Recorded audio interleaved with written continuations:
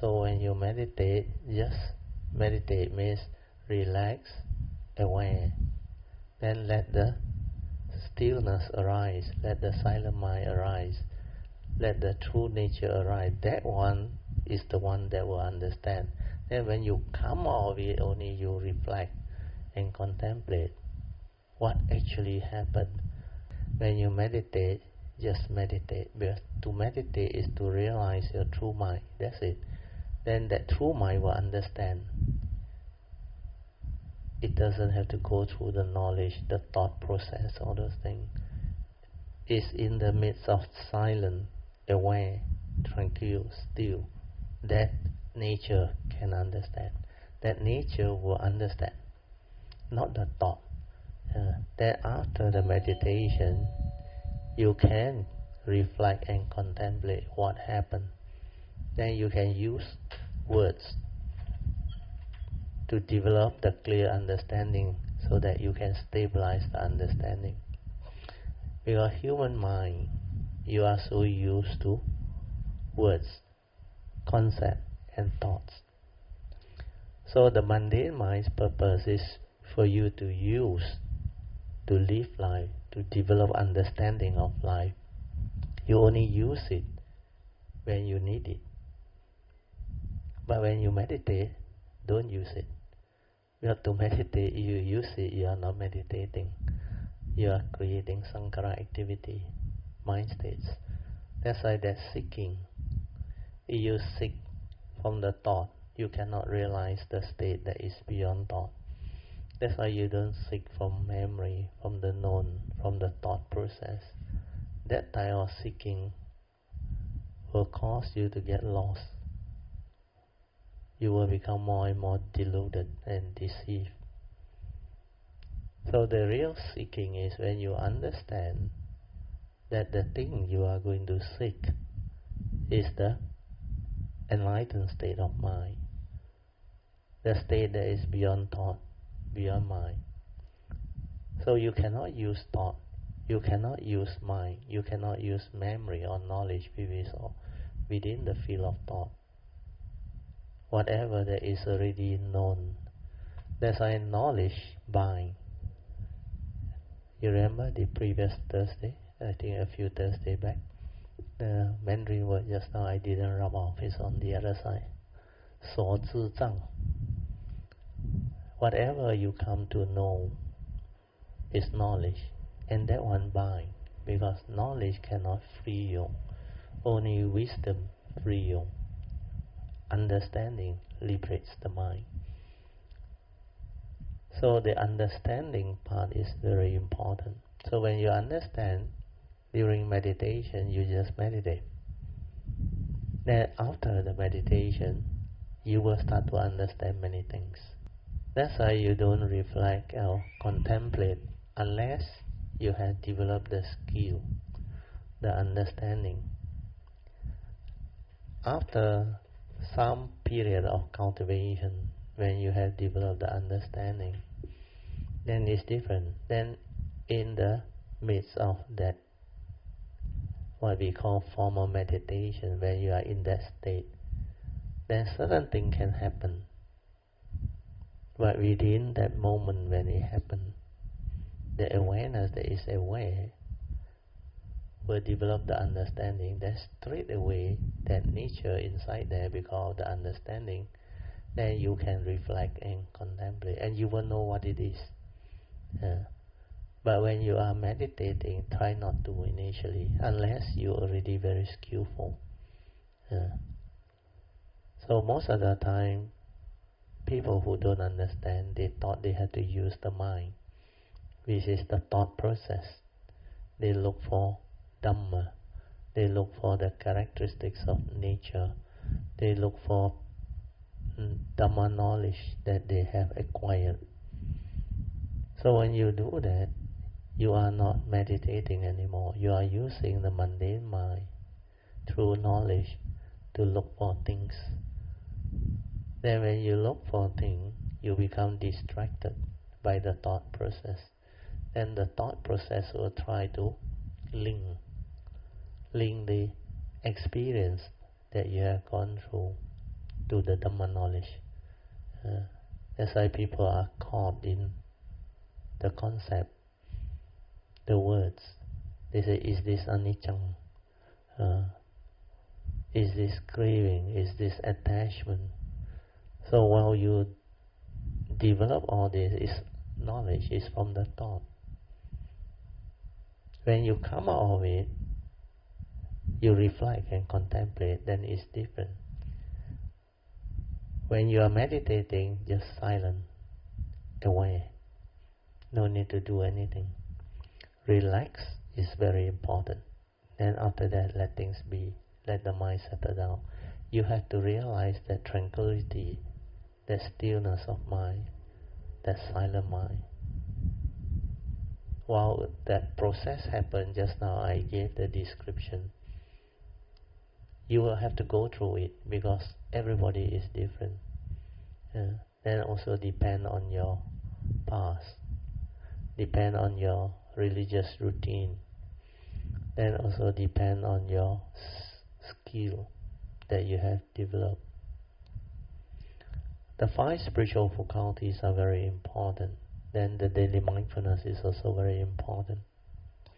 Then the first and second turning wisdom, born of constant reflection, contemplation of the Dhamma that the Buddha has proclaimed, or the essential Dhamma, then constantly listening to the Dhamma.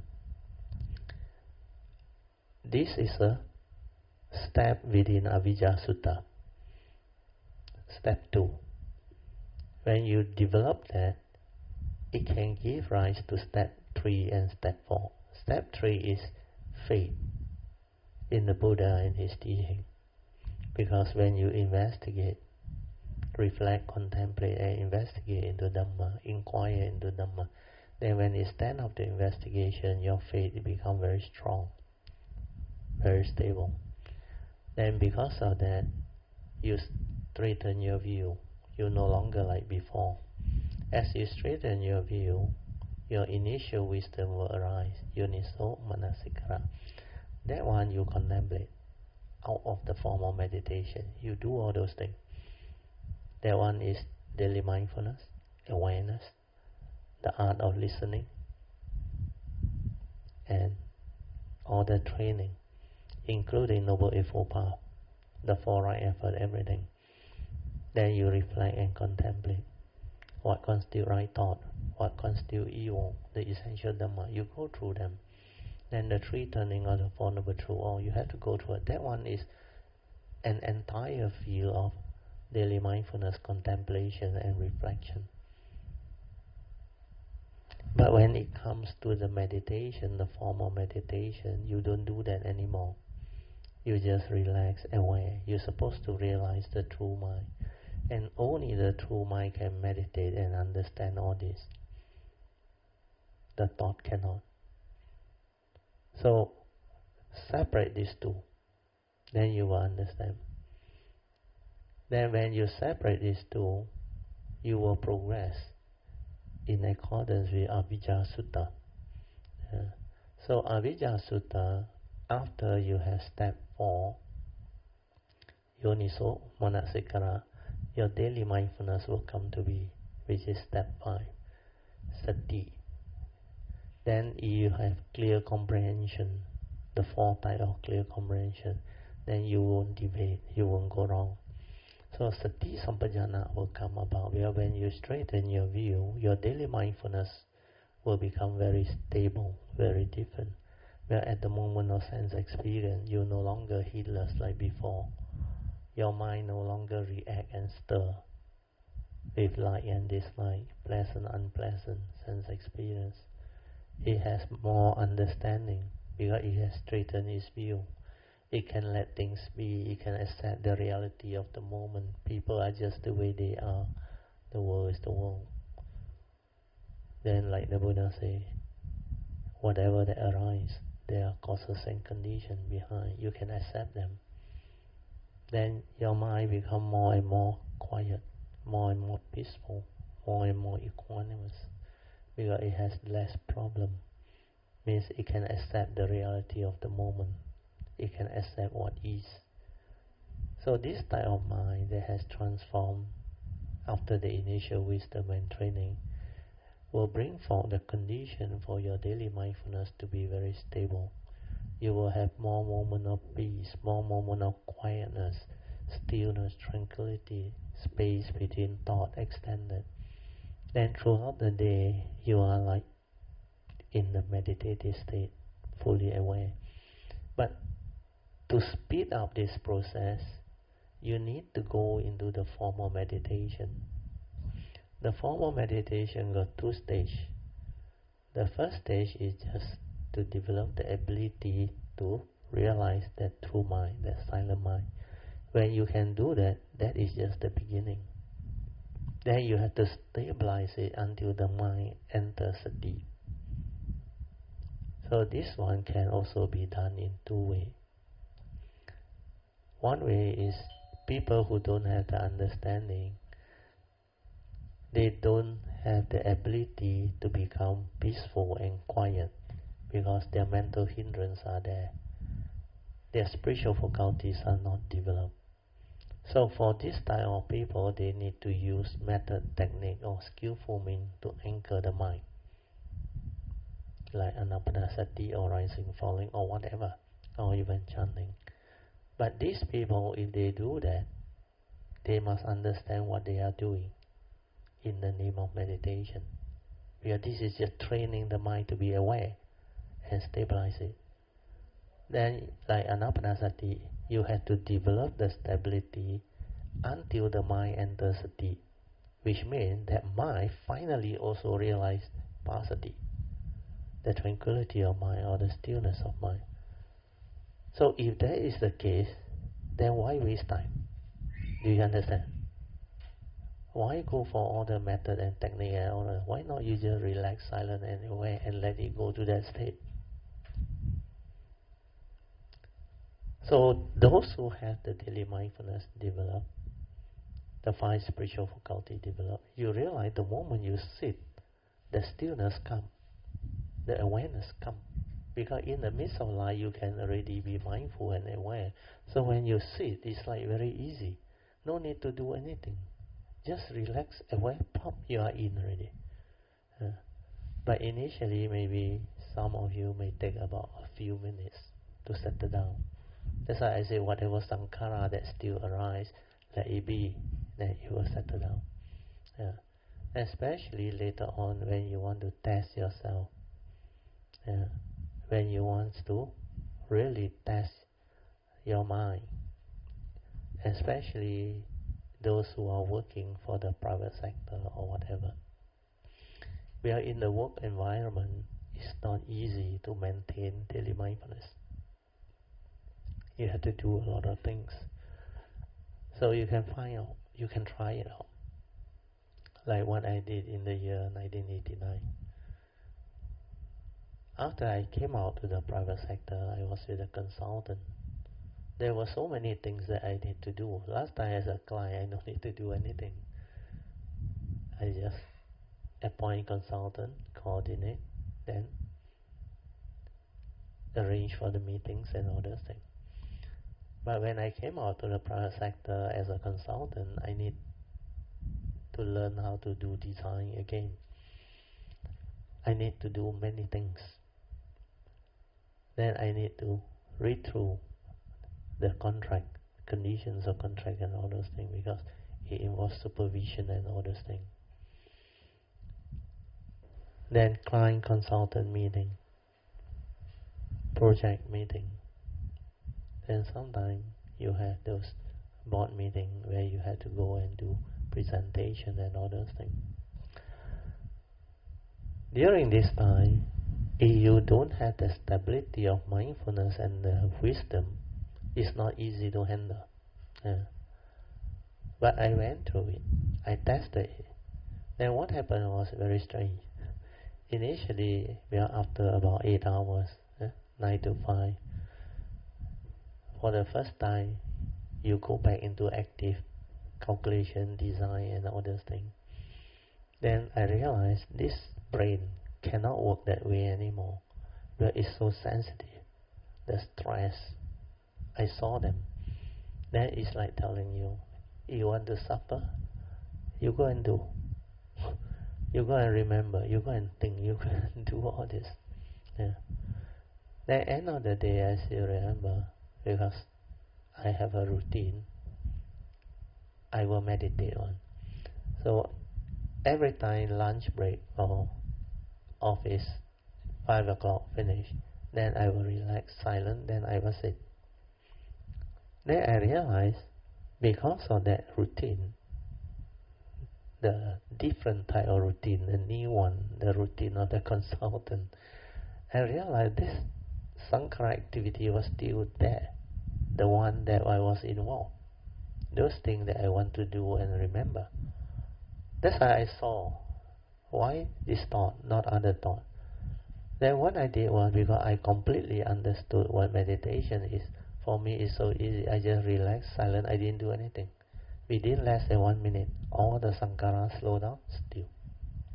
That's why I knew I don't have a problem anymore.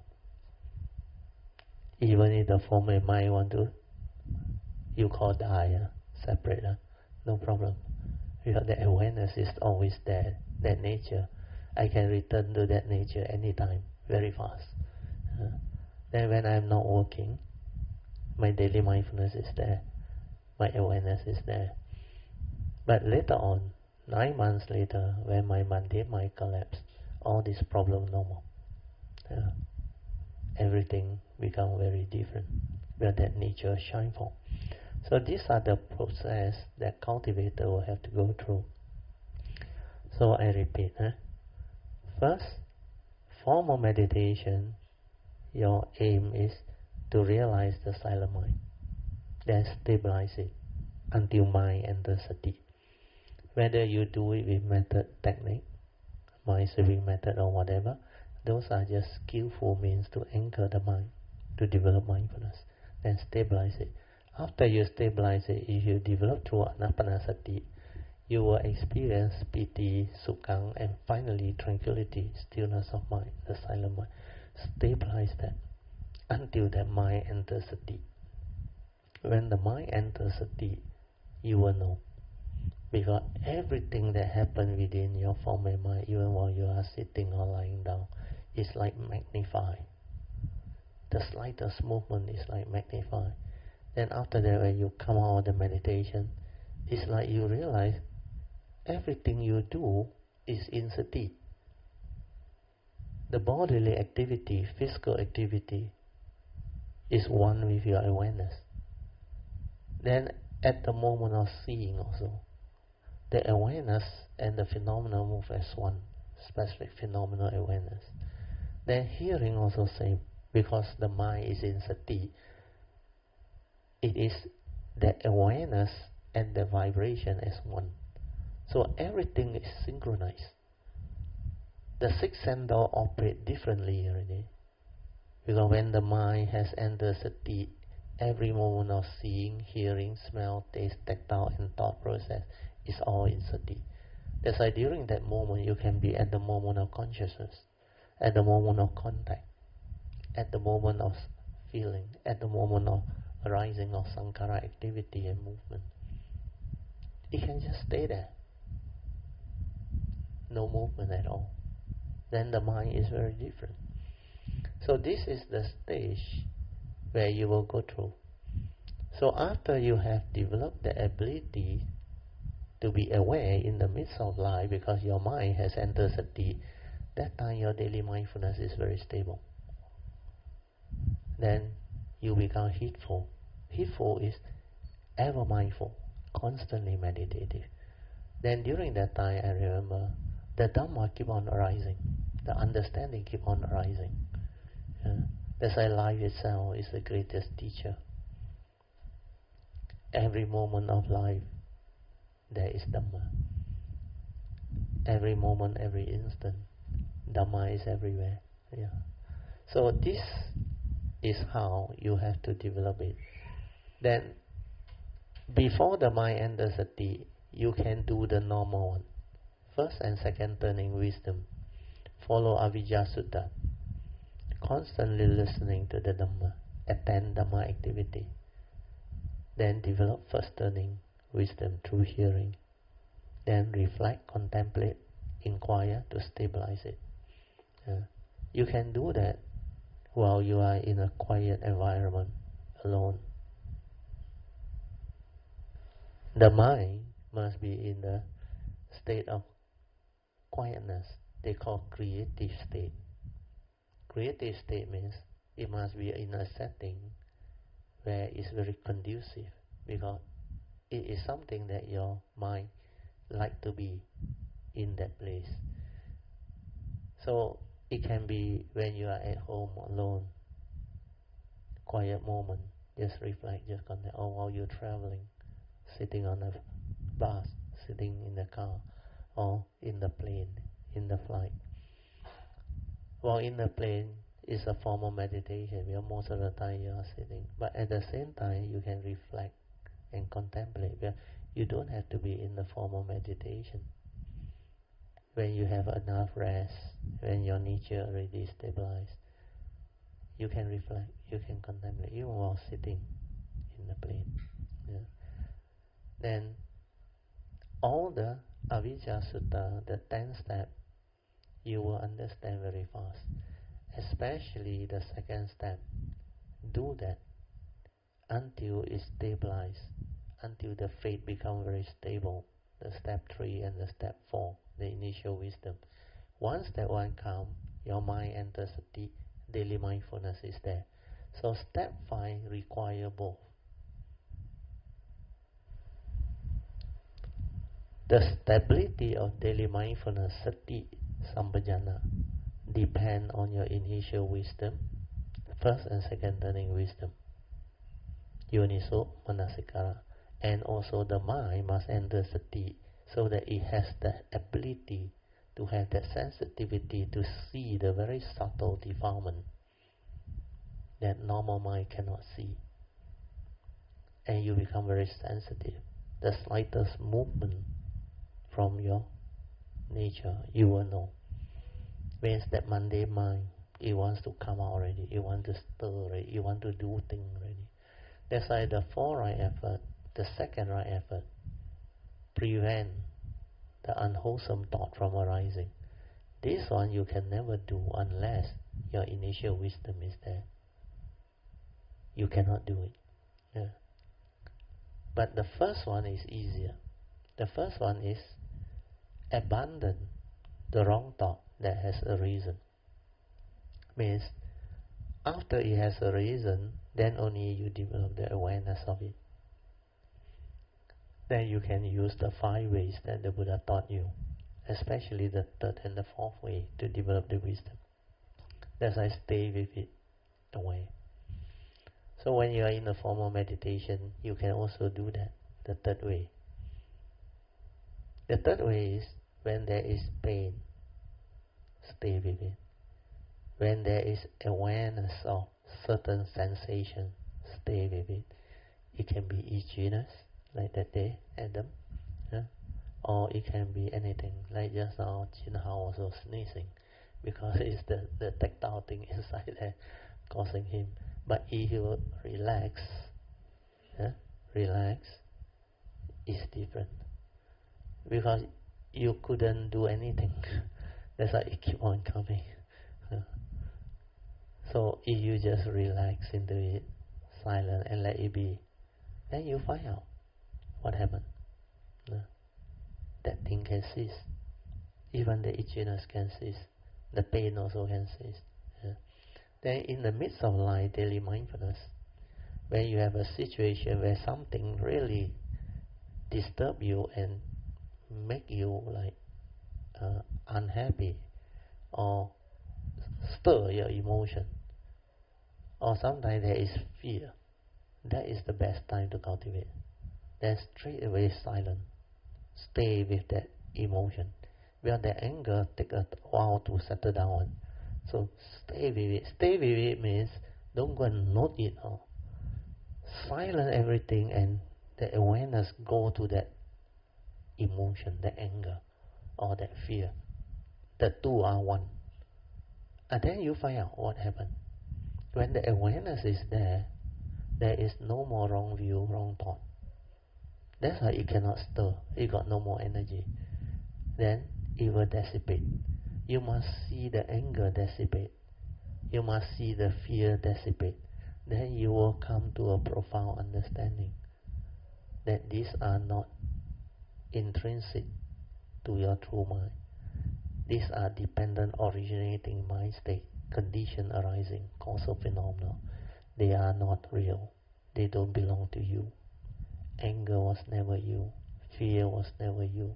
They arise due to delusion, wrong view, lack of understanding. That's how your mind still reacts.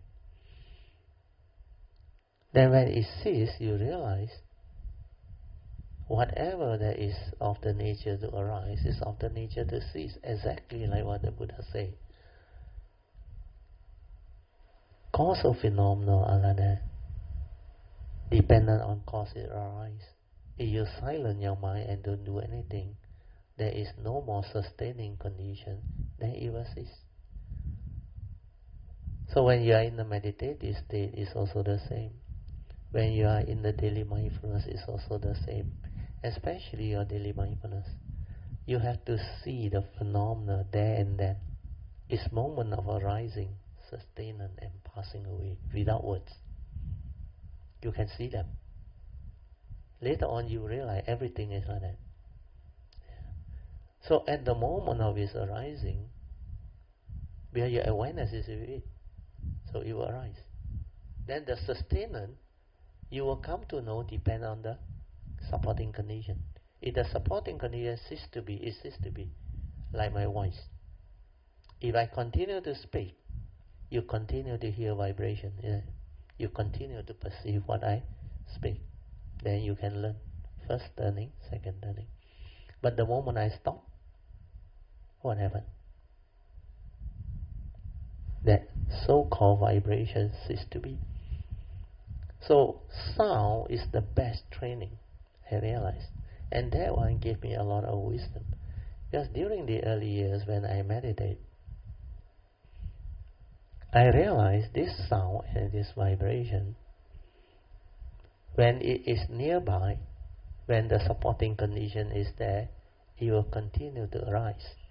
That's why when you go for retreat, a lot of people don't like sound, don't like disturbance. For me, it's different. My nature can accept the reality. Then I silent. Then I saw the fluctuation, the change within. Because nature's condition keep on changing in a state of flux. Then that nature is that nature. The phenomena is the phenomena. Then the supporting condition, everything that nature will understand. Then all of a sudden, especially you go to Cameron, you meditate, all of a sudden it's like you are suddenly in the stillness, shift of consciousness, like suddenly just aware. And very clear that everything within the awareness, the oneness, is very clear to you. Oh, how come it can happen? Because you are with your true mind. When you are with your true mind, that nature just manifests. That's why you know that nature has nothing to do with the phenomena. You heard of this word Noumenon or not? Noumenon, opposite of phenomena. That nature is the Noumenon, where it's not a phenomena. Phenomena means whatever perceivable by the mundane mind is a phenomena. Noumenon, the mundane mind cannot perceive it. And what is a Noumenon? Like the silence of nature. There is no sense data in it. There is no vibration in it. So the hearing consciousness cannot pick up. But how come you have a nature that can be aware of that silence? What is that nature? Yeah? That nature is separate, right? Because our mundane mind needs sense data. True or not? Because it's dependent originating. No sense data, the eardrum cannot pick it up. Then there is no sound. Means no hearing consciousness. But when it's stillness, silence, tranquility, there is no vibration in it, no sense data in it, no hearing consciousness in it. Then who is aware of the silence, the stillness? That is your nature. That is the unconditioned. That is the one that people cannot understand. So Noumenon means whatever that is not the phenomena. So your oneness nature, we can call it the Noumenon. So this one is the opposite of a phenomena. So this oneness nature is just the awareness nature. That's why this one can be aware of silence.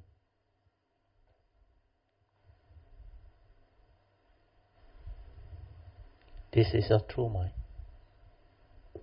This one is independent of sense data. It don't need any sense data. Whereas the one that is dependent, originating, condition arising, need condition, need data. This one don't need data. That's why this one, the awareness nature, is not a being. It's not something that can come out and live like, you understand now? It don't have thought process. That's why it's without word, without thought, beyond thought, beyond time. So this awareness nature is just a nature within. You have to realize that. When you realize that, then you realize, you will come to realize you are that nature, that Noumenon. Then what is the phenomena? Whatever that exists within that oneness. Do you understand? Do you understand? You have one nature, the oneness, that is just that nature. Everything within is the phenomena that arise and pass away. Do you understand? That's why it's the Noumenon that have the overall understanding that can see clearly all the phenomenal world. Then you realize the phenomenal world is not real. It's impermanent. The moment you grasp and cling, it leads to suffering. And because it's impermanent, it's not a permanent, unchanging entity that you can grasp onto, hold onto, and say, this is me, this is I. Therefore, all this can be mine. Then you check. All of phenomena in life, including our form and mind, is all like that. But there is a nature within, when you meditate, it's not like that. That one is just that nature. You cannot claim that it's yours or you. Because that one is connected to the form and mind. It's only through the form and mind you can access that nature.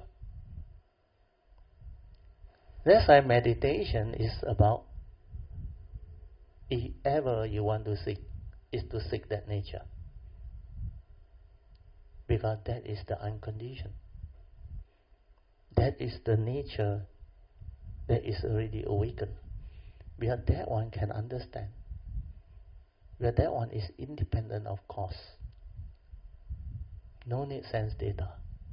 By itself, is already aware. And through the awareness, it can develop understanding. And this one is of higher intelligence than the thought process, the mundane mind. Because this one can be aware of thought. You understand? Can be aware of the phenomenal world. Condition arising world, cause of phenomena. But thought is incapable of touching it or assessing it. That's why it's of higher intelligence. And that intelligence is what wisdom is all about. So through this, it can see things as they are. It can insight into phenomena. It can awaken. It can develop the understanding. Then this understanding that arises is connected to the form and mind. Where through that form and mind you located this nature. Do you understand? And you use this nature to meditate. That's why when it awakens, it insight into phenomena, that understanding, that form and mind will know. So when the understanding is developed, this form and mind transform.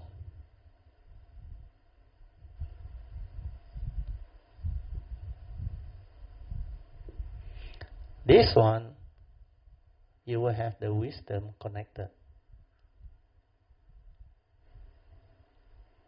So this wisdom is the understanding.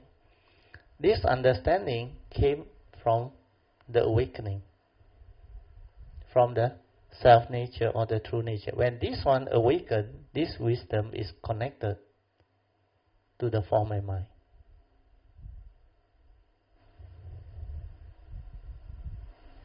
And because it's connected, this form and mind or human being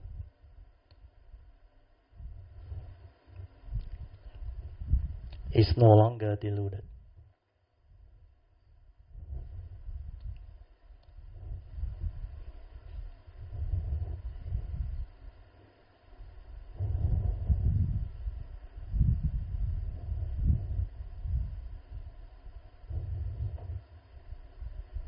So this five aggregate of form and mind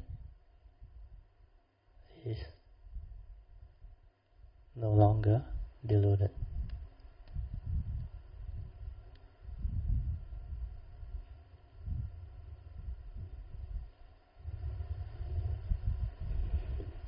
Then you can say this one is enlightened.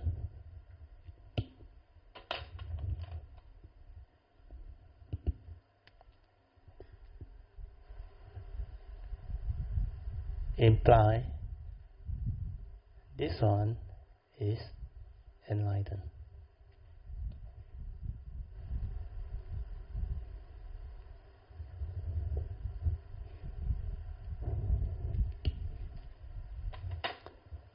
That's why when the Buddha addressed the monk, he said, this monk has become an arahant. Yes, correct.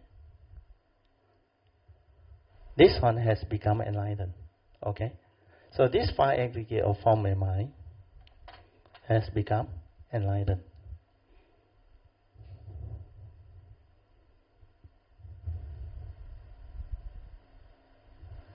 But this one is not you, understand? Because this one is dependent originating.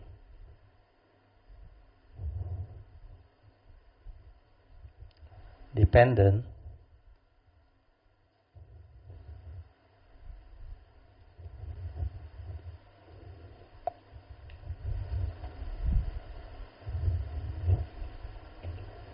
originating.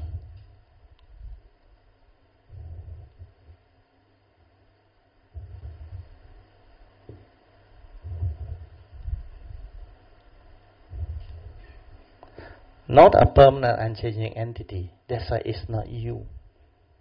That's why the enlightened being, even Sotapan, they will know this is not him. There is nobody to become enlightened. That's why in the Heart Sutta, in true emptiness, no attainment, no realization, no Dhamma, nothing.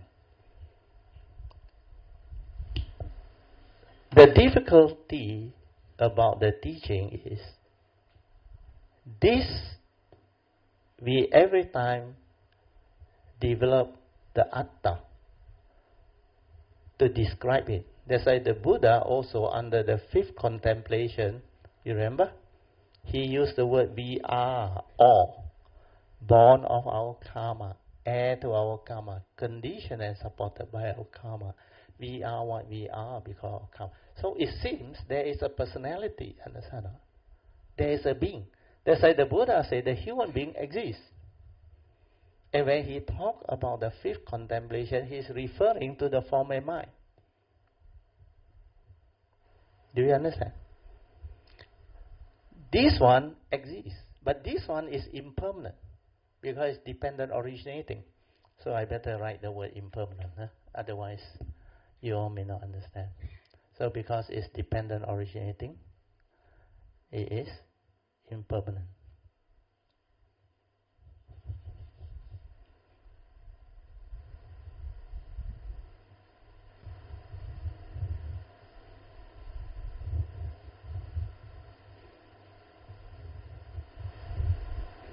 But it's not a permanent unchanging entity that you can say this is me, this is I. That's why the deluded one will believe that this is what they are. That's why they get themselves entangled. They grasp and cling to this five aggregate of form and mind. When they cling to the form, they worry about it getting old, getting sick and die. When they cling to feeling, they create duality and emotion. They want pleasant feeling, they reject unpleasant feeling. That is the cause of craving. Because craving is the one that conditions suffering. Whether like or dislike is the same, pleasant or unpleasant is the same, as long as there is duality. That's why every pleasurable sensation is a prelude to suffering, because you were attached, you were cling, you were grasp. So feeling is like that. Perception also same. Everything you come to perceive, you deludedly say, this is me, this is I, my wife, my children, my property, my so-called wealth, or even your professional status. You are an engineer or a lawyer or an accountant, or you are the high official, king and all those things. When you perceive and you attach, that is grasping. That's why whatever you come to perceive, the five aggregate will condition suffering. So feeling, we've gone through. The physical form, we've gone through. Perception, we've gone through. Where you attach to sankhara, you also will suffer. How do you attach to sankhara? Sankhara is what?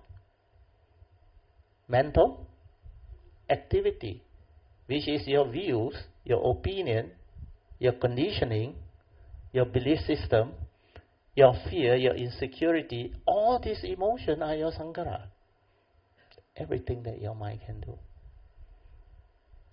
So if you attach, you cling, you become afflicted. Especially your views, your opinion, your conditioning, your belief system.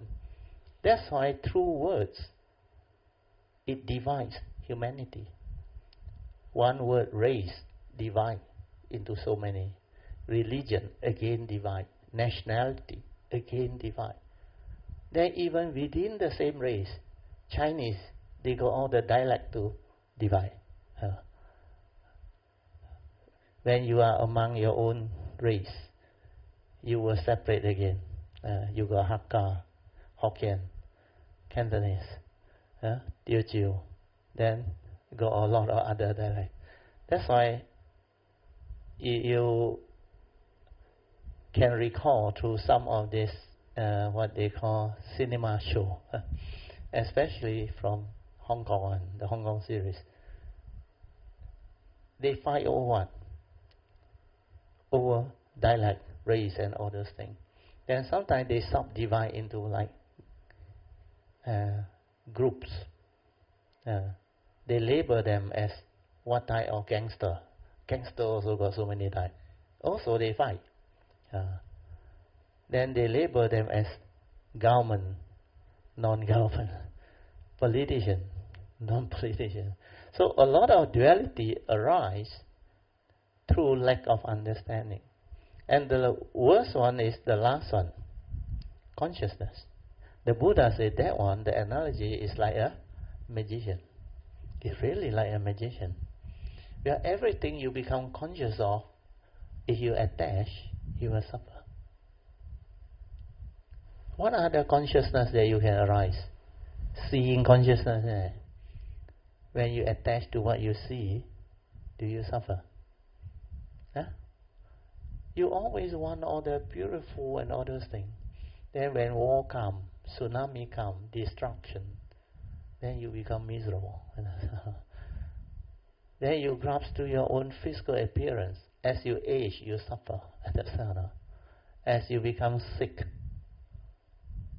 afflicted, you suffer.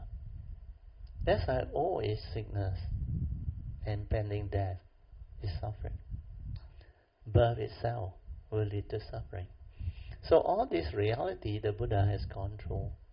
So whatever we come to perceive through our senses, even the consciousness, if you attach to your hearing consciousness, nice music, beautiful voice and all those things, then suddenly the vibration becomes very negative.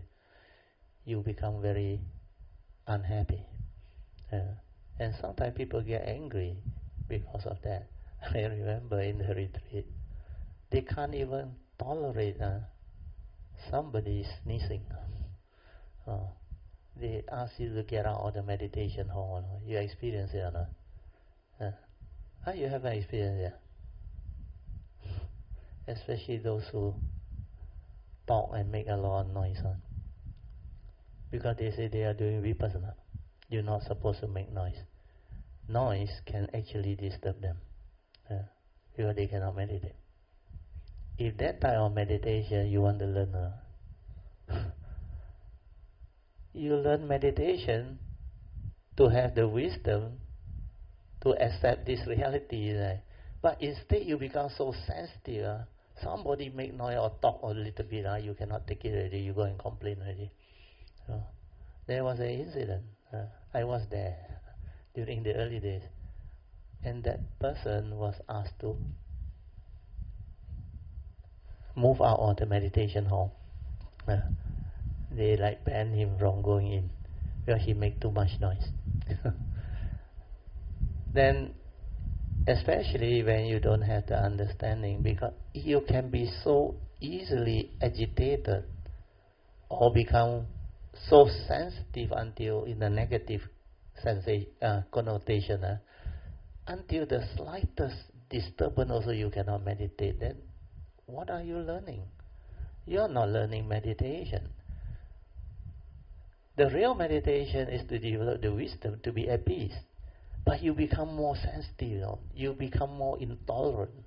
Do you understand?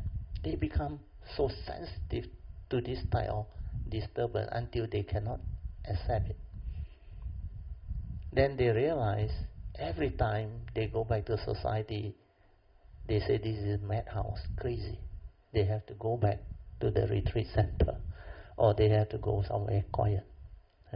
Because to them, there is a crazy place. Madhouse cannot develop peace. So if that is your mind state, then you have to check. The Buddha is the Buddha because he can be at peace in the midst of life. If he only peaceful when in a monastery, then he is not the Buddha. So always remember, meditation is about wisdom, understanding. So this understanding part is very important. Coming back to this one now, because of Adam sharing, I have gone through the meditation part, understand? There are two parts to it. First part is to develop the formal meditation. Formal meditation, you can go in if your spiritual faculty is really developed. No need to do anything. Just the four support. Relax, aware. Then maintain awareness for as long as you can. Then of course the last one is trust. This one you will only do after you have realized your true mind, after you have stabilized everything. Otherwise the first two or the first three is enough. This one you have to develop it until very stable, until the mind enters sati. That is the first training. But if your spiritual faculty is still not stable and you want to do it, then you need skillful means, method, technique, or whatever. But always remember, the method, the technique, and the skillful means is not the meditation. It's just to train your mind to be awake. Then you have to stabilize it to be ever mindful. And the only way to stabilize it is to allow your mind to realize passaddhi. Your passaddhi is the tranquility of mind, the stillness of mind, the silent mind, your true mind, your true nature. You're supposed to realize this true nature or oneness nature, or what they call the Noumenon, the unconditioned. And this is the one that can be aware of everything, but there is no word. That's why it can see things as they are, it can awaken without words. But that nature understands. That nature really understands. If you go through the thought, you can never develop the understanding. You can never awaken. That's why the real meditation is about the first hallmark of winning, no thought. When thought ceases, then nature manifests. Actually, the nature was there all the time. But because of your sankhara activity, your mundane mind, you become lost in it. It actually deludes you. It clouds your nature. And you forgot that you have another nature behind the thought, behind the mundane mind. So this mundane mind is the one that deludes you, deceives you, and cause you to grasp and cling. That's why the 5 aggregates of grasping is dukkha. If you see this clearly, you can transcend the former mind very fast. That's why immediately you will go to your true mind, the true nature. That's why the first hallmark is no thought. No need to do anything. Because the natural state before the arising of consciousness, before the stirring of mind, is already that state. Without thought, you are already that state, like swimming. Your natural state of body is buoyancy. You don't have to learn how to float, understand or not? So your natural state is awareness. Why must you learn how to be aware? Do you understand? It's like swimming. You are lighter than water. Don't have to learn how to float. Yeah. No need to hold on to a float to float. Because you don't understand. You just let everything be. Then it will float. Because the buoyancy force will push you up. So your true mind is the same. It's already aware. Why do you want to try to be aware? Practice to be aware. That one is a fallacy. That's why when you understand, you just relax, silent, the awareness will return. What you need is this 5 aggregate of former mind, the mundane mind must cease. That's it. As long as it's not arising to disturb you or to cloud your true nature, then you will come to know you have another nature behind. And meditation is to understand this. The moment you understand this, you transcend, you go beyond. Your problem no more. This one can understand, can awaken. So the first part is formal meditation, develop this. Realize your true mind, stabilize it until mind enters sati. Then, in the meantime, when you are in the midst of daily mindfulness, follow the Avijja Sutta, the 10 steps. First step, Dhamma friend, you already have. Second step, opportunity time to listen to the true Dhamma. Now you have. Every moment, every instant, because the website is there. Understand?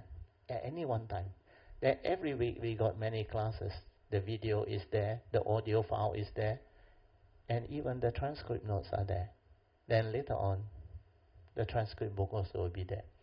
So, reflect, contemplate, inquire, read through, to develop the first and second turning wisdom. And this one, most of you can do. Some of you already have it. So first and second turning wisdom, the moment you develop it, you will have the initial wisdom. You can straighten your view more and more, more and more. Then because you put all this Dhamma into investigation, you reflect on it, you contemplate on it, you inquire, then it stand up to investigation. Your faith in the Buddha and his teaching become very, very stable, unshakable. That is step 3. Then step 4 is, of course, Yoniso Manasikara, the first and second turning wisdom. Once you develop this step 4, step 5 is automatic. Because your mind has entered sati, you have developed the initial wisdom. In the midst of life, your mind will not stir and react like before. It has the initial wisdom. It can see things as they are. It can accept the reality of the moment. It can accept people for what they are. That's why most of the time it's at peace. Then your mind is heedful, aware, tranquil, calm, peaceful, still, quiet most of the time. Space between thought, more and more, more and more. That's how your daily mindfulness stabilizes. Otherwise you cannot do it. Not until your daily mindfulness stabilizes, you have yet to do the real meditation. Well, after your sati sampajana stabilizes, What is the next step? Huh? Step 6 is what? Otherwise how to have sense restraint? You don't have that stability of mindfulness and clear comprehension. You can't even see the subtle defilement. You want to practice sense restraint. You can't keep your precept, I tell you. Because the very subtle defilement you cannot see, the anusaya, or you cannot see, the latent tendency. The asava. That's why the Buddha has this few words, kilesa, anusaya, asava. You know the difference between the three or not? Kilesa is a general term. Whatever defilement that has the evil roots of greed, hatred, and delusion is kilesa. Okay? Can you understand? Then what is anusaya? This is latent tendency. Understand? Although they are kilesa, but this is a special type of kilesa. Latent tendency. They are latent inside you, but you don't know. Because nobody step on your tail. Understand? Nobody instigate you. Understand? When somebody instigate you and step on your toe, then this one, anusaya, surface. Eckhart Tolle call it the pain body. He said when the pain body is dormant, then it doesn't surface. Pain body means what? It's also a very good term. The body that can have pain, understand? When you touch it, it becomes painful. That's why it's called pain body. He said pain body is dormant. Means you can still have that pain body inside you, but you are peaceful. When nobody instigate you. Understand? Nobody disturb you. So these are latent tendencies. And you develop them through what? Through your habits. Understand? Through your conditioning. The way you do things. That's why people will know one. Certain people got certain type of latent tendency. Then asava is even more powerful. You know what is asava or not? It's so, like, that defilement is so strong, it's waiting to erupt, understand or not? Asava. Waiting to erupt. The worst is to have asava. If you have this one, without wisdom, you cannot do anything. You cannot control. This one, no need condition. Nobody step on you also, you can come out. Certain people are by nature violent one. You understand? That's why wherever they go, they tell you all one. Oh, that one is asava. Oh. They're very authoritative one. Oh. In Cantonese, yao hui gong mo lei gong. So when you have this type of spouse, thank your good karma. Or thank your whatever karma you do in the past. So when it comes to this kilesa, anusaya, and asava, the Buddha got a sutta, Sabba Asava Sutta. This one. Knowing and seeing, the clang talk. Do you know what the Buddha say? Sabba Asava Sutta. Sabba means all. Yeah. The sutta on all asava. Wonderful, right? That type of defilement is the worst of all the three. He said, you can only liberate if you have these two qualities. The one who knows and see, but the word know is wrong. The one who understands and see only can be free from asava. The one who doesn't know and doesn't see can never liberate from asava. You go back and read this sutta.